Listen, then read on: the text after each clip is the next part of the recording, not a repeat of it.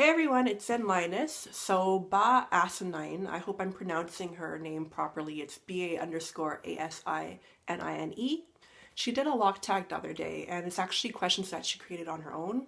And when I do loc tags, I actually do the ones where the questions are a little bit different than the typical questions, only because I find them cool and refreshing. So is 3 words, name 3 words that describe your locks. And I don't even want to get all deep with it. Like from a physical point of view, I would describe my locks as curly. Not as curly as they used to be because I did have them combined all the way down to the tip, a lot of them. Bumpy and full because I do have a lot of hair. And the bumpiness just comes from having a lot of curls in the crown area and from interlocking my hair a little bit in the past. So they're not completely uniform. They are a little bit bumpy, but that's not something I complain about. It makes my locks more unique and I actually like it. Favorite loc styles. Okay, so I haven't really done a lot of loc styles since I got out of beauty school. When I was in beauty school, there was this girl that was like super talented and she used to do a lot of updos for me. Afterwards, I did try a few buns and some styles on my own, but I found that I have so much hair that I don't have the patience to really do a lot of styles. So my favorite style to actually rock nowadays is to just have my hair half up, but not up tightly. And I think I'll keep my hair like this for the rest of the video. Okay, so your favorite beanie or headgear. My favorite beanie. I don't wear beanies anymore. I try to, but then I just feel so stupid with them on. So no matter how cold it is, I take them off. My favorite piece of headgear, I don't actually have it here, but it's a loc sock, and I made a video about it. So I'm just gonna post the video maybe in the info box below. And it's from Agnes James Loc Studio. She makes loc socks. This one is actually my favorite color. It's olive green. I have another one in black, but I just find that it keeps all my hair out of my face or out of my way when I want it to. So I sometimes sleep with it. Once in a while I'll go out with it if the weather is bad, like if it's really snowy or rainy.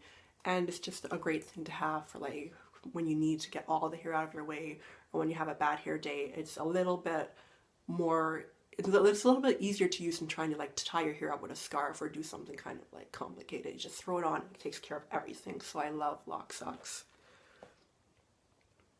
Any IG features. Like if I have something to say in the description area, then I'll share a picture of myself and I'll say what I want to communicate and someone will share that, and that's like a really, really good thing to happen.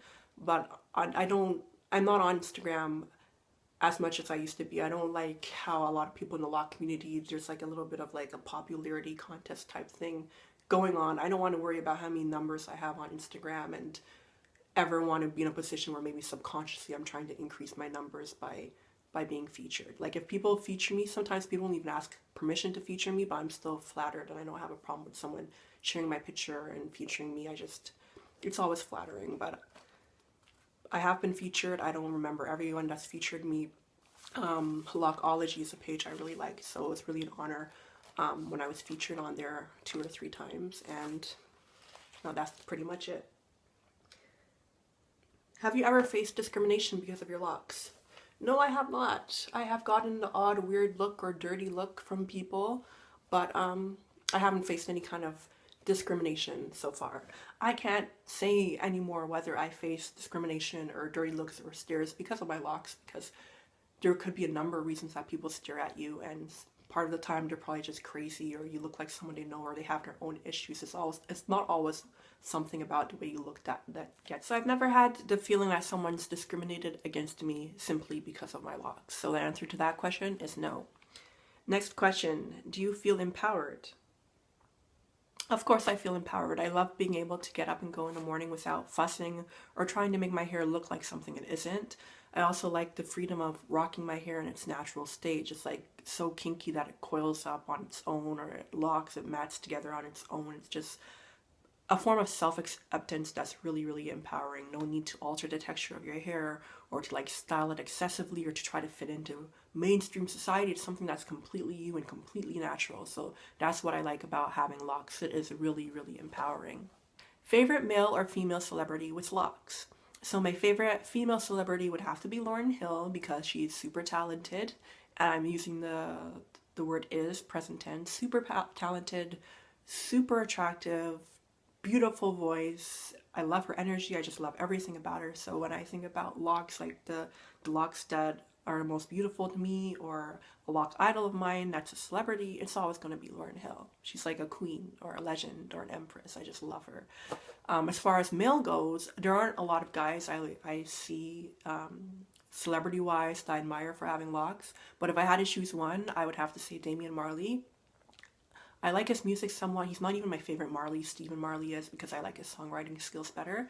But Damian Marley, I don't even find him that attractive, but the length of his hair and the color of his hair reminds me of my boyfriend. So that's why I would choose Damian if I had to choose someone else.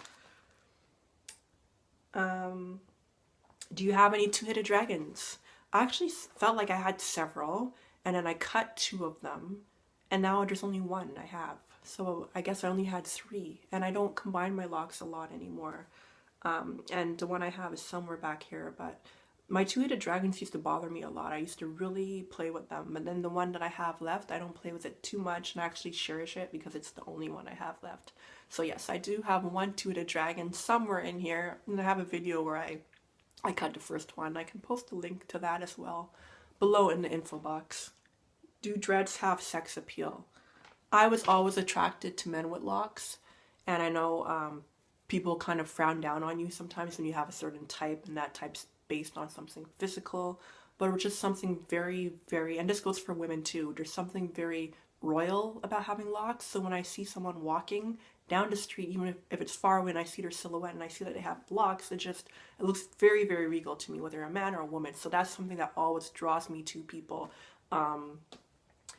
when I see people with locks, and just gives them a whole different vibe or feel their energy, and I'm always going to be attracted to locks in general. So yes, people with locks, in my opinion, do have sex appeal. So those are all the questions. I hope you guys enjoyed watching, and I'll make another video soon. I'll see you guys. Bye.